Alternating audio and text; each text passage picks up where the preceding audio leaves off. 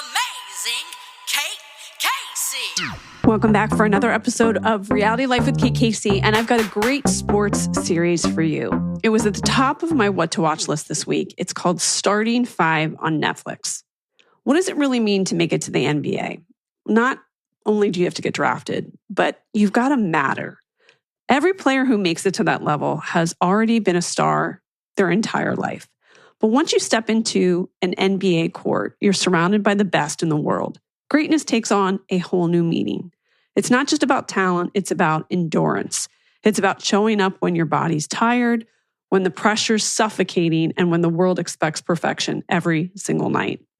The great ones have something deeper. They've got a mindset, a vision, and an obsession that never turns off.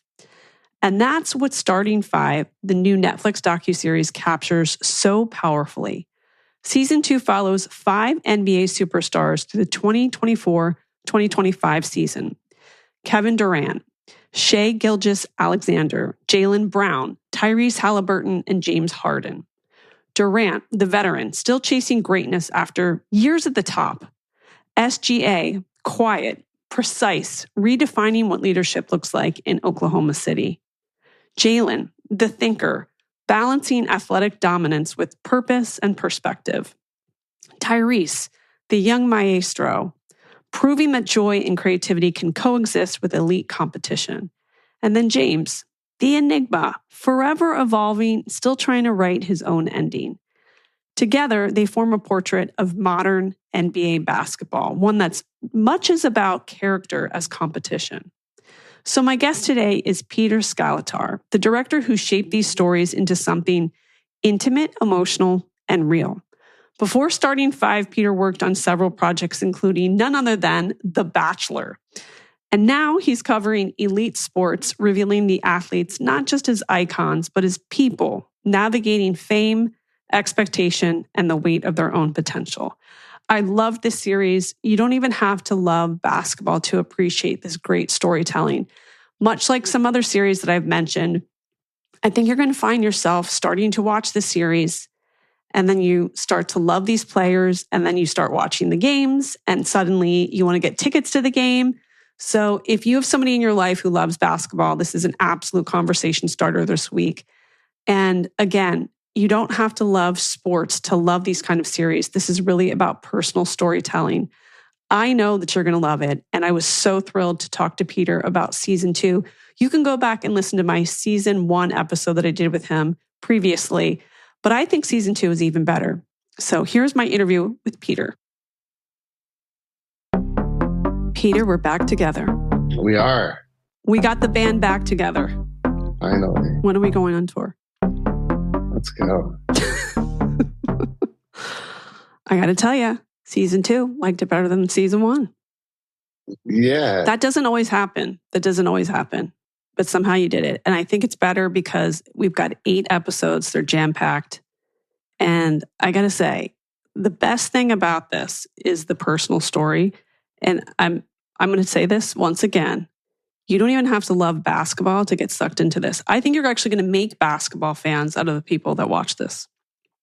For sure. No, I mean, I think that's the big challenge. It's like, you don't want to make something so niche. It's just like, this is only for basketball heads. Like, it's really for everyone because these stories are universal of like wins and losses and personal life and work-life balance and all of the things. Well, let's start first and just quickly go through each player and where we find them at the point that you start filming. So let's start with SGA. Well, SGA, having him on the show was such a win. He was actually, I think, the first or second one who committed to doing it this season. And we're like, this is an unbelievable moment to be with him because he's about to explode. Go from, and Oklahoma City, a smaller market. He was like doing amazing things, but the spotlight hadn't fully been shown on him. And this season, I mean, we were so lucky all season. We're going, can you believe that we're behind the scenes with him while he's having what's arguably one of the greatest seasons in NBA history, let alone, having just had his son and like figuring out how to navigate life as a young dad and budding total superstar Kobe MJ comparisons. Like, it was we're very fortunate to be able to spend a season with him. And he's so Canadian nice. He's so nice. You know, it's funny because I have some Canadian friends that are like, you know, there's this perception that Canadians are nice, but they're actually not. He's actually nice. He's actually nice. Yeah. Yeah. And like all the things, like you just like, he's magnetic. He's like, and beautiful and kind and funny and creative and loves fashion. By the way, the scene where he's got all the clothes in the driveway and the guys come, what does he do? Is he making them pay for the clothes? Like, what was that about? They gave all the money to charity. God bless. Okay. Yeah. Yeah. So but so like a NBA player yard sale and you go outside and it's like, there isn't a store in LA that has as cool clothes as he had on the racks in his driveway. Yeah. Like, this is a guy that's going to like start a label and, you know, be even bigger success than that, probably than basketball. Yeah. No, I mean, we were there and I'm like, oh, this would look good on me. But I realized it would also be down to my knees. Right. Yeah. But he's also like, I wore that one time 4 years ago. I mean, and he said that crazy remark about how he never wears an outfit 2 times. Yeah. But then the person said, well, he said, I'll wear the same outfit to the grocery store. Do you go to the grocery store? No, I don't go to the grocery store. I don't go to the grocery. Yeah. You can wear the same thing to the grocery store, sweats and whatever. Yeah. But I don't do that, but you can do that. So yeah. It was good. You know, he gave us permission to, I wear the same thing every day. So it felt good to have that permission from him. I agree. And I love his wife. His wife seems wonderful too. Canadian nice. Like, they're high school sweethearts. It's a really good story. Good really people. Story. Good people. Yeah. And then Tyrese, I fell in love with him too. And I love his, now, you know, now they're engaged. But the whole time you're watching the show, you're like, is this guy going to let this girl down when they've been together for 6 years? I love them too. I love his dad. So great. Tyrese and his now fiance, you know, they're college sweethearts. And we were like going through her Instagram and you can see the evolution of his like comments on her posts from when they were in college. And it's like, hey, dummy, you know, like weird college flirting to like, you're my number one forever. My forever love. Yeah. And you can see scrolling through Instagram the progression of their relationship through the way he comments on her photos. And it's really beautiful. He's so magnetic. It's so funny because, you know, he talks about, I want to be the villain. I want to be the bad guy. And yet he's like so the nice. Most joyful, happy. Well, also there's the arc where people were saying that he was the most overrated player. And then he comes back in the finals. He overcame all of the things and used the haters as fuel and performed on the court in ways that no one's ever seen and broke everyone's heart in New York and broke everyone's heart in Milwaukee and broke everyone's heart in Cleveland and came so close in the finals. But I do know that he's recovering really well. Okay, good.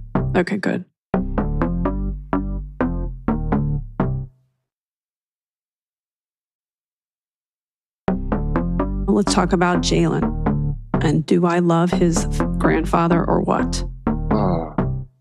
I like, you know, grandpa going, boo boo. Like, that relationship is so sweet and so heartwarming. Also, what you don't maybe put together or really able to sort of connect when you see on TV. Grandpa is in his 80s. Grandpa is also like 6'10" or something. What? I mean, no, I don't get that at all. Oh, wow. No, he is like an imposing man. And you see even when they're like kind of sparring, he's still he's super fit. Yeah. It's a really sweet relationship. And I think one that I don't know if I've seen on TV before or something like that.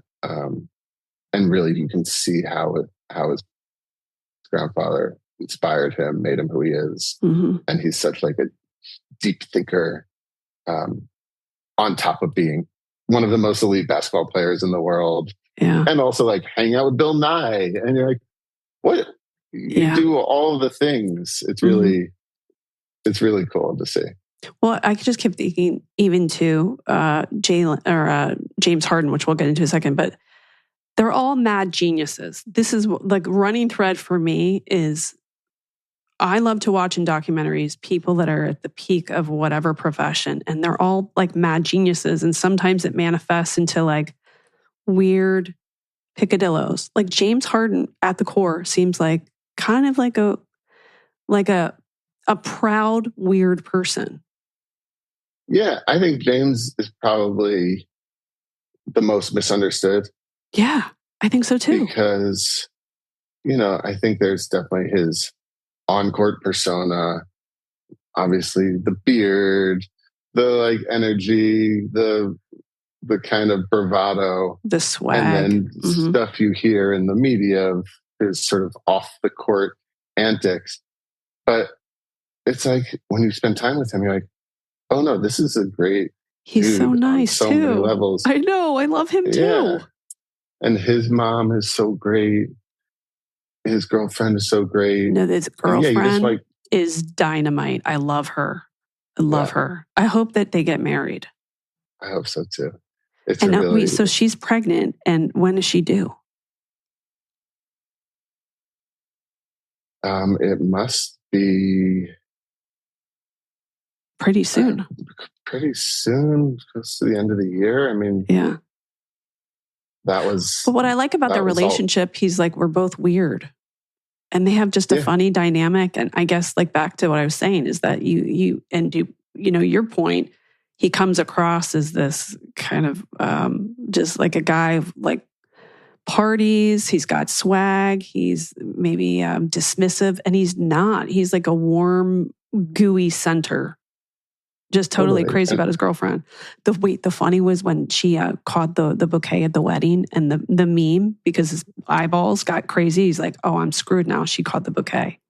So funny.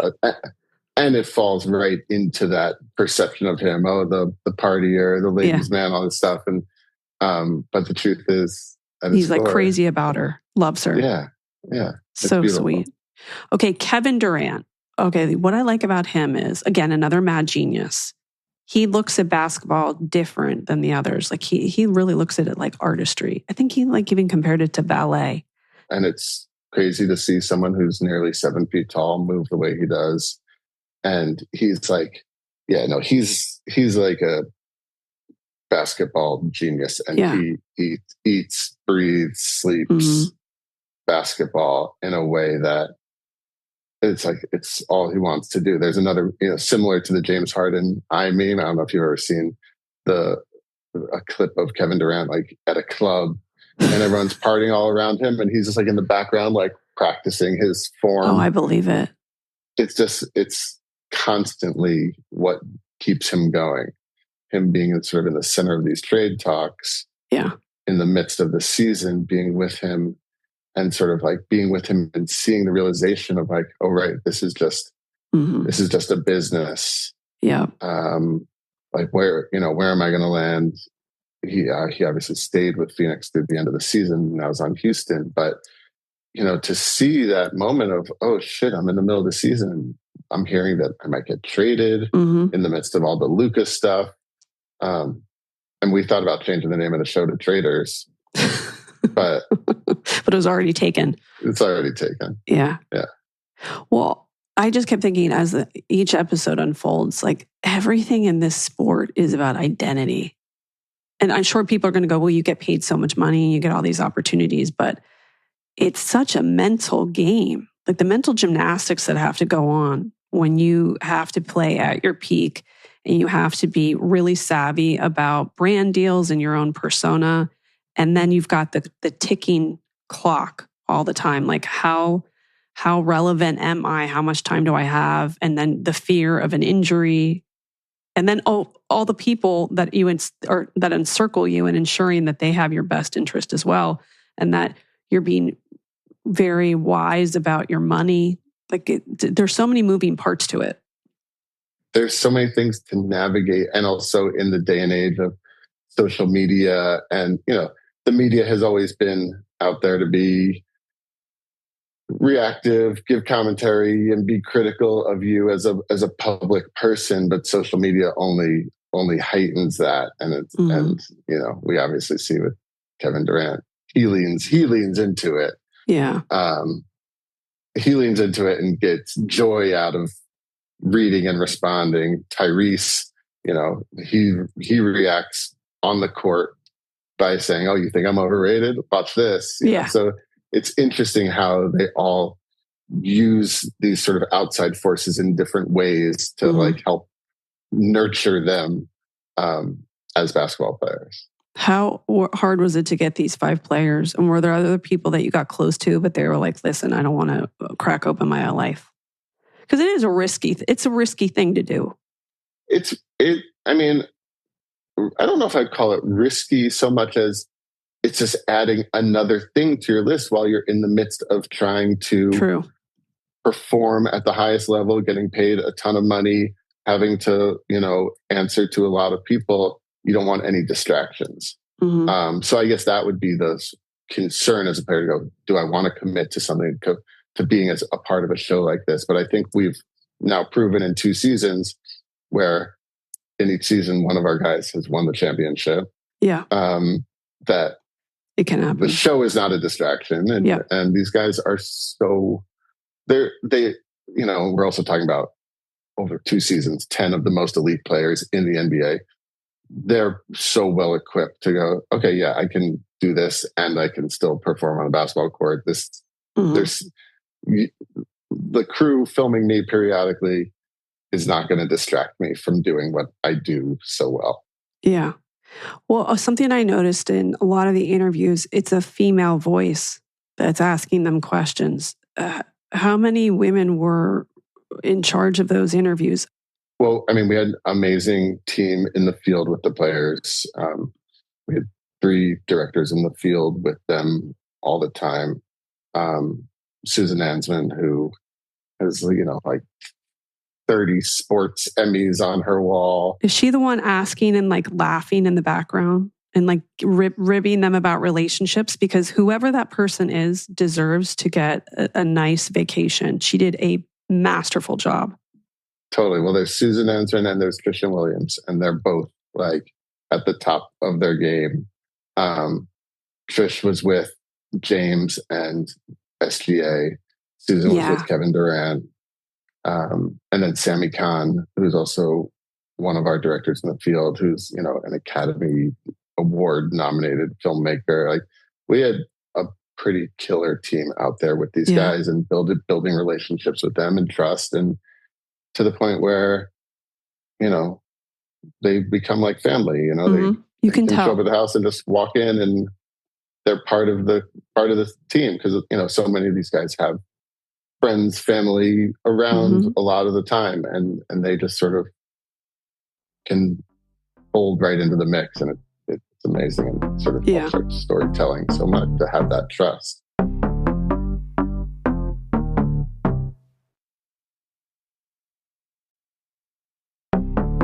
You also give a vibe out. You probably do a good job of setting the tone where you can tell you get a kick out of all of them. You see them for all their individuality, and like you appreciate the sport that they play and the magnitude of their talent, but like you like them. And I think that makes a big difference. You feel that as a viewer, what I can tell when the filmmakers like the people that they're making the project about.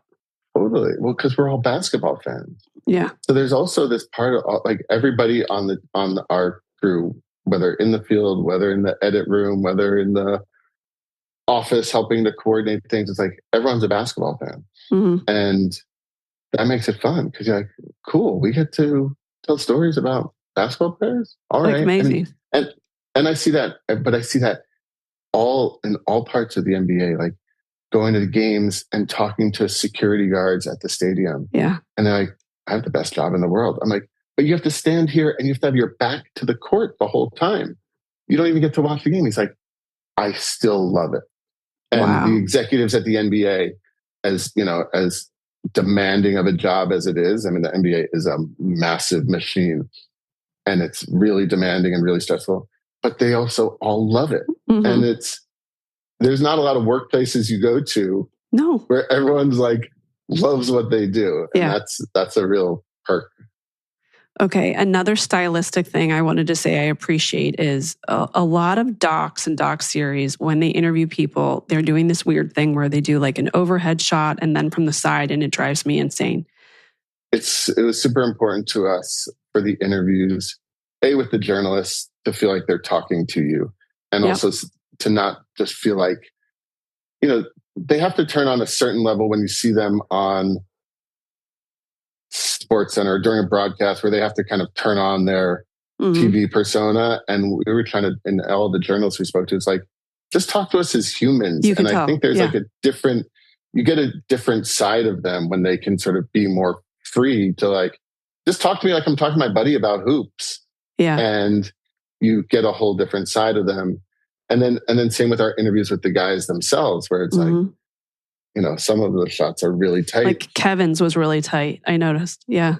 And part of that is by design. It's entirely by design because it's like, it's permission to stare. If you're at a restaurant and LeBron James walks in, you're kind of like, oh, you want to look, but you like, don't want, you kind of do this thing. This, like, we want to give you permission. This, like, I want to stare. I want to like see him. I want to like see all the parts and like, so as a viewer, it's we call it permission to stare. Yeah, I know, you can tell. Was anything difficult to film in terms of like getting access into certain spaces, or there's so many people that are kind of around all of them, their own teams, and then you're at like go to a game. I mean, there's just fans, there's staff. Is it hard to kind of weave through all of that? The NBA is so helpful in helping us navigate moving, certainly at the stadiums, at the games. And then the off the court side, part of it is the trust that Trish and Susan and Sammy are able to build with the guys. A lot of the players also have their own, camera guys that follow them around for their social media and other stuff. A guy named Siggs with Jaylen, and a guy named Remy with Tyrese, and they would also be helpful at times when like we couldn't get in or we couldn't get there, and be like, Remy, can you shoot this for us? Can you help us out? And they were great and so helpful, and they obviously have a long-standing relationship with these players, so they would really they were so additive to what you see on screen. How does this shape how you watch the game? I don't know if you play fantasy football or any of those things. When you draft someone who's on like a team you don't like for your fantasy team, and all of a sudden you find yourself rooting for the team that you've like always hated because they're on your fantasy team. It's similar to that. You're like, I grew up as a Sixers fan. I didn't like the Celtics. God bless. Thank God. Yeah. I didn't like the Celtics growing up. I was a Dr. J fan. I didn't want the Celtics.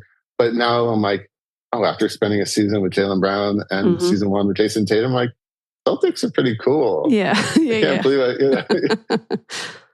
Yeah. Well, I really loved it. I'm excited for everybody to watch it. It's definitely one of those shows where you can watch 3 episodes and not miss a beat. Like, it just goes in and you're sucked in. And I think there are few shows that you could say about that when it's personal storytelling in a sport that many people may not even really pay much attention to. And then all of a sudden they're like gigantic fans of that team. I'm not going to be surprised if people go out again and get like season tickets to some of these teams just to watch those players, because now they feel like they've lived in their home. They know their girlfriend, they know their grandfather, and they're rooting for them. That's pretty crazy. Yeah. And especially in this day and age on social media where you do have an opportunity to feel like you know them a little more because of what they post and all this stuff. But this show, I think, takes it to another level of really sort of peeling back and getting an inside look. And I think it's really for everybody. It's not just geared towards basketball fans. I think it's going to really open up a whole new sphere of fandom. Well, okay. Last question is: is there any other sport that tugs at your heart like basketball does?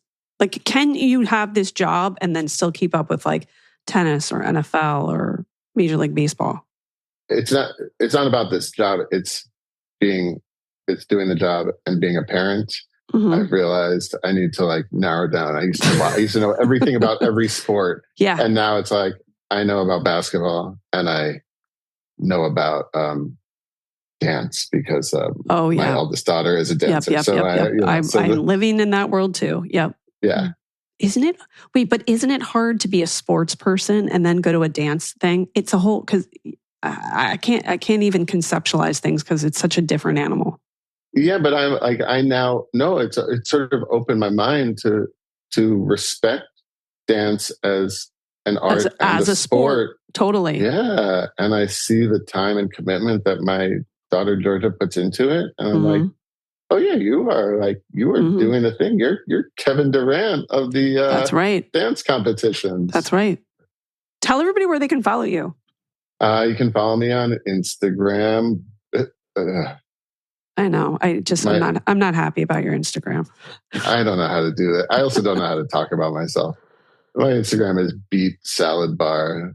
Like it rhymes with Pete. It rhymes with my name, Pete Skaletaar. No one ever knows how to pronounce my last name. Yeah. So I always say it rhymes with salad bar. So it's just easier to. Does Georgia say this too? I don't think so. No. I don't think so. Well, you hit it out of the ballpark, friend. Well done. Thank you. Thanks for having me. The amazing Kate Casey. I want to thank my great guest, Peter, and remind you to make sure that you click subscribe. Please leave a 5-star review. Join the Facebook group Reality Life with Kate Casey. You have to check out bonus episodes, both on Apple Podcast and on Patreon. You just click the subscribe button, and Patreon is patreon.com/Kate Casey. And the What to Watch list, which is essential for your week, go to katecasey.substack.com and make sure you click subscribe. And lastly, follow me on social media. I'm on Instagram at @KatecaseyCA, TikTok, it's Kate Casey, and Twitter, Threads, and Blue Sky at Kate Casey. Check back tomorrow for my Saturday series episode and my Friday episode and my upcoming What to Watch Monday episode. You got to keep checking back for all new episodes.